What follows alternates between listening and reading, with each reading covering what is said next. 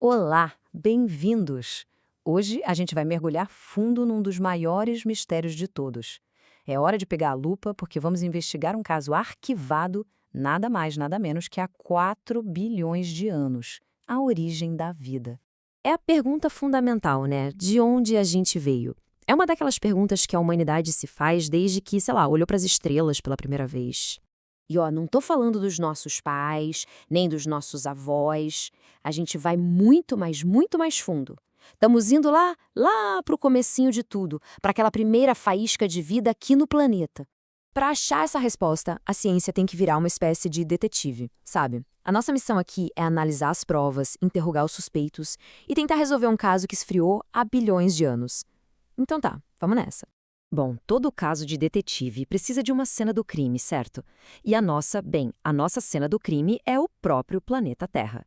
Mas não a Terra de hoje, a Terra lá na sua infância. Olha só essa linha do tempo. A escala aqui nossa, é quase impossível de imaginar. A gente está falando de bilhões de anos. Repara bem nessa janelinha de tempo aqui. Foi logo depois que o planeta deixou de ser uma bola de fogo e um pouquinho antes da gente achar os primeiros fósseis. É exatamente aí que a nossa investigação acredita que tudo aconteceu. E como é que era essa cena do crime? Bom, pode esquecer esse planeta azul bonitinho que a gente conhece. A Terra primitiva era praticamente um mundo alienígena. Pensa só. Uma atmosfera quase sem oxigênio, sendo bombardeada o tempo todo por raios, radiação ultravioleta, e os oceanos. Era um sopão químico, cheio de minerais. Um lugar super hostil, mas ao mesmo tempo, lotado de energia e dos ingredientes certos. Ok, com a cena do crime estabelecida, a investigação científica pôde finalmente começar a procurar os primeiros suspeitos. Ou seja, as primeiras grandes ideias sobre como a vida pode ter começado. O primeiro suspeito, e talvez o mais famoso de todos, é a teoria da sopa primordial. A ideia é a seguinte: raios e radiação lá da atmosfera deram a energia necessária para formar moléculas orgânicas. Aí, essas moléculas caíram com a chuva nos oceanos, criando essa tal sopa super rica, onde a vida teria começado a se formar. E essa pista ficou super forte com o famoso experimento de Miller-Urey, que mostrou que aminoácidos, que são tipo os tijolinhos das proteínas, podiam se formar sozinhos naquelas condições. Foi um avanço e tanto. Depois, aparece uma pista que veio literalmente de fora, a panspermia. A pergunta aqui é: e se a vida, ou pelo menos os ingredientes dela, não nasceu aqui na Terra? E se tudo pegou carona em meteoritos, em cometas? É uma ideia incrível, né? Mas ela tem um probleminha. Ela não resolve o mistério, só empurra ele para outro lugar do universo. Então, enquanto essa ideia de uma origem extraterrestre meio que joga o problema para o escanteio, aqui na Terra as investigações continuaram a todo vapor. E aí, nas últimas décadas, surgiu uma pista nova super quente que mudou o foco da investigação para um lugar que ninguém esperava: o fundo escuro do oceano. Apresento as fontes hidrotermais. O que são elas? São tipo rachaduras lá no fundo do mar que ficam jorrando água super quente e cheia de minerais. Pensa nelas como chaminés químicas submarinas. Elas têm tudo o que a gente precisa para a nossa receita da vida: energia, ingredientes e, o mais legal, umas cavidades minúsculas nas rochas que funcionam como se fossem tubos de ensaio naturais. Perfeito para concentrar as moléculas e fazer a mágica acontecer. Então, vamos colocar os principais suspeitos lado a lado. A sopa primordial é uma ideia boa, mas tem um problema sério. As moléculas iam ficar super diluídas, perdidas no meio do oceano. Já as fontes hidrotermais? Aí a história é outra. Elas oferecem um lugarzinho concentrado, com uma fonte de energia ali, constante. É por isso que hoje em dia, para muitos cientistas, essa é a pista mais forte que a gente tem.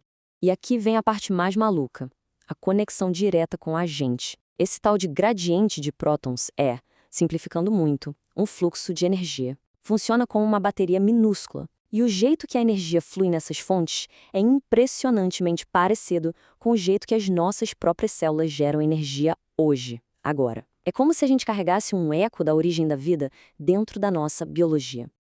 Ok, beleza. A gente já tem os ingredientes, já tem a energia, mas como é que um monte de química vira de fato algo vivo? Esse é o pulo do gato. É o salto mais importante e, com certeza, a parte mais difícil de desvendar nesse nosso caso. A pista principal que a gente tem para esse salto é a hipótese do mundo de RNA. A teoria diz o seguinte: antes do DNA e das proteínas que a gente conhece, quem mandava no pedaço era o RNA. E por quê? Porque o RNA é basicamente um canivete suíço da biologia molecular. Pensa só, o RNA consegue fazer duas coisas cruciais ao mesmo tempo. Primeiro, ele guarda informação, tipo um manual de instruções, igual o DNA faz. E segundo, ele consegue se dobrar e funcionar como uma ferramenta para acelerar reações químicas, que é o trabalho das proteínas. Ou seja, ele é a ponte perfeita entre a informação e a ação. É o elo perdido que conecta a química com a biologia. Mas é claro, né? Como em todo bom mistério, uma resposta leva a mais perguntas. A ideia do mundo de RNA é genial, mas ela deixa uma outra questão no ar para os nossos detetives da ciência. Tá, mas de onde veio a primeira molécula de RNA? Como ela se formou assim do nada? Pois é, a investigação continua. Então, depois de juntar todas essas pistas, qual é o retrato falado que a gente tem do nosso suspeito? Quer dizer, da origem da vida. A verdade é que não é uma teoria só, mas sim uma combinação das melhores partes de várias delas. O cenário que a maioria dos cientistas aceita hoje é mais ou menos assim. Primeiro, os ingredientes básicos ou se formaram aqui na Terra ou chegaram de carona do espaço. Segundo, as fontes hidrotermais deram a energia e o lugar ideal para cozinhar esses ingredientes e formar moléculas mais complexas. Aí, em algum momento, surge uma molécula parecida com o RNA que consegue fazer cópias de si mesma.